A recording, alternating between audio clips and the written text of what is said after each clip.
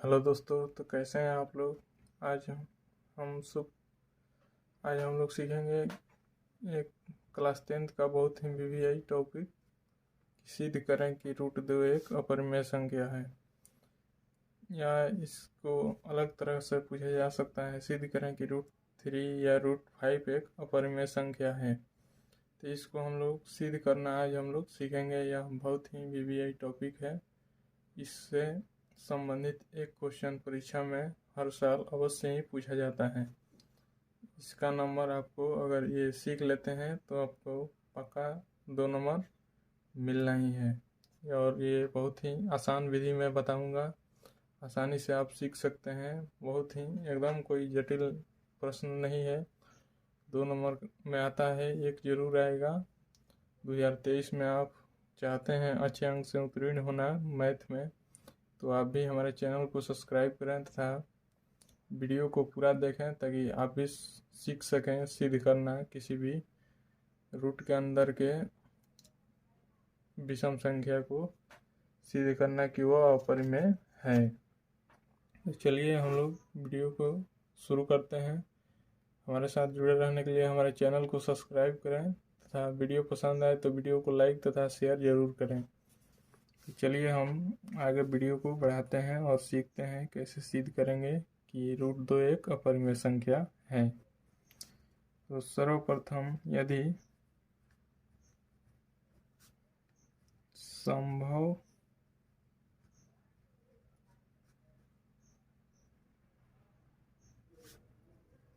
हो तो माना कि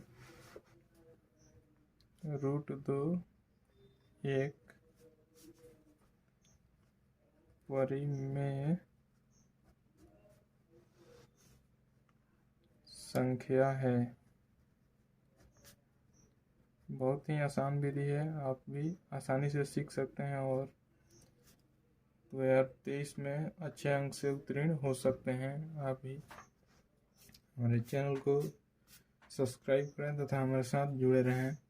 हम बहुत ही वीवीआई टॉपिक को पढ़ाएंगे। यदि संभव हो तो माना कि रूट दो एक परिमेय संख्या है।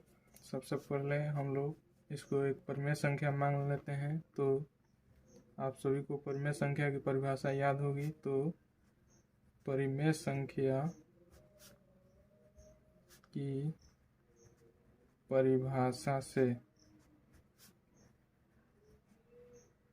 परिमेय संख्या की परिभाषा होती है कि जिस संख्या को p/q के रूप में लिखा जा सके तथा उसमें कोई भी उभयनिष्ठ गुणनखंड न हो तथा p और q पूर्णांक होना चाहिए, जहाँ q नॉट इक्वल टू 0 होता है, तभी हम उसे परिमेय संख्या कहते हैं।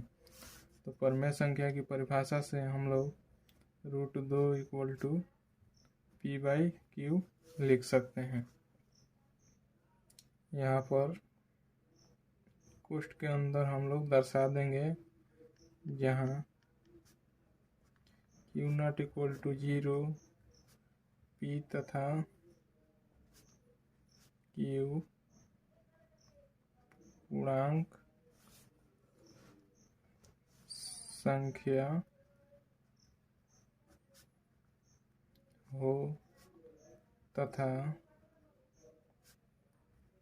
p और q में कोई उभयनिष्ठ गुणनखंड न हो, तभी हम इसे परिमेय संख्या कह सकते हैं। परिमेय संख्या की परिभाषा से हम लिख चुके हैं यहाँ पर रूट दो इक्वल टू p/q। अब इसको समीकरण के नियम के अनुसार आगे बढ़ाएंगे। तो यहाँ पर हो जाएगा p इक्वल टू रूट दो q से गुणा करके हो जाएगा रूट दो q। इसको हम लोग समीकरण नंबर 1 मान लेते हैं। अब समीकरण 1 में दोनों तरफ वर्ग करेंगे। जब समीकरण संतुलित होता है तो हम उसके दोनों तरफ वर्ग कर सकते हैं या किसी समान संख्या से गुणा भी कर सकते हैं, यह समीकरण का नियम है। तो दोनों तरफ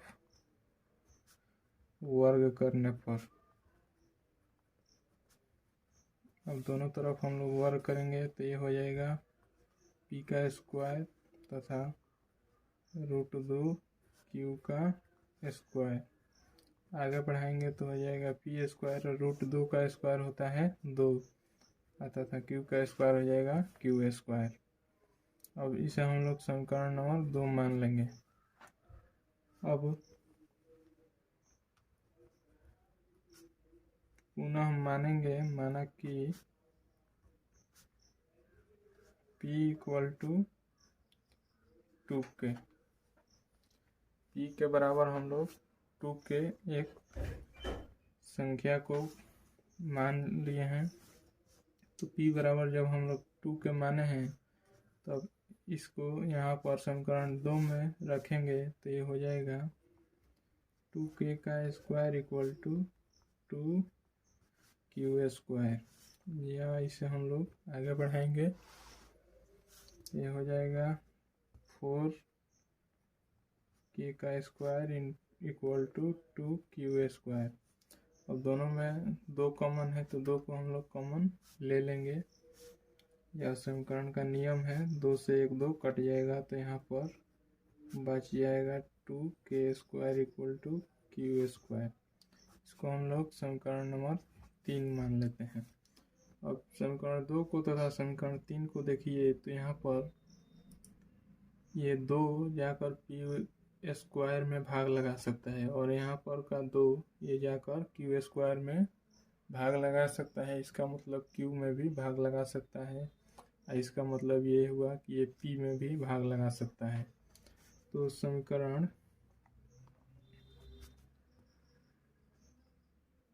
2 और 3 से यह स्पष्ट है कि p तथा q का उभयनिष्ठ गुणनखंड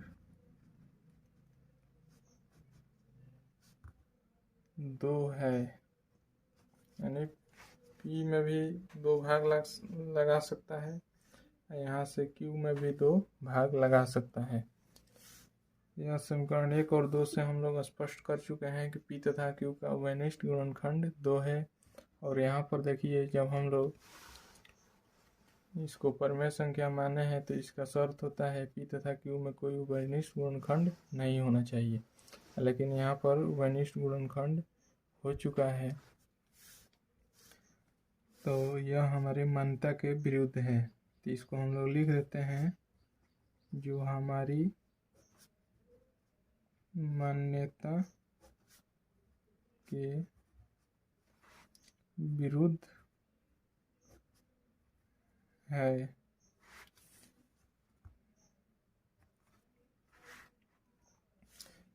यह हमारी मान्यता यहाँ पर थी कि हम p और q में कोई उभयनिष्ठ गुणनखंड नहीं होना चाहिए, लेकिन यहाँ पर p तथा q में 2 उभयनिष्ठ गुणनखंड मिल चुका है, जो हमारी मान्यता के विरुद्ध है।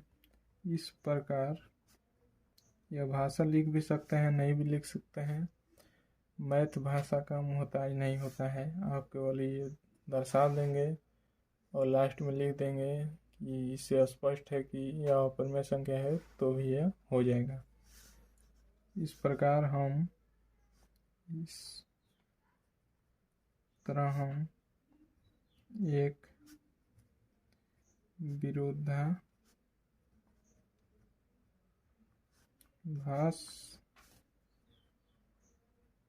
पाते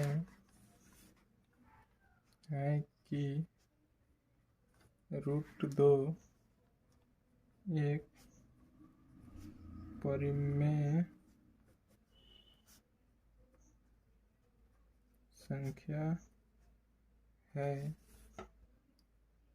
गलत है। √2 एक प्रमेय संख्या है वो गलत है, हमें यहाँ से पता चल चुका है, क्योंकि इसमें उभयनिष्ठ गुणनखंड 2 मिल चुका है। तो हम लोग यह विभाष पा चुके हैं कि √2 एक प्रमेय संख्या नहीं है। अतः अंत में लिख देंगे, अतः √2 एक अपरिमेय संख्या है। और यहीं पर लिख देंगे PROVD प्रूफ। इतना से आपको 2 नंबर एकदम आसानी से एग्जामिनर दे देगा और आप 2 नंबर आसानी से प्राप्त कर सकते हैं। और इसी तरह के प्रश्न जानने के लिए हमारे साथ जुड़े रहें, हमारे चैनल को सब्सक्राइब करें तथा बेल आइकन को दबा दें और हमारा सपोर्ट करें, ताकि आप भी 2023 बिहार बोर्ड या अन्य बोर्ड से एग्ज़ाम में अच्छे नंबर से उत्तीर्ण हो सकें।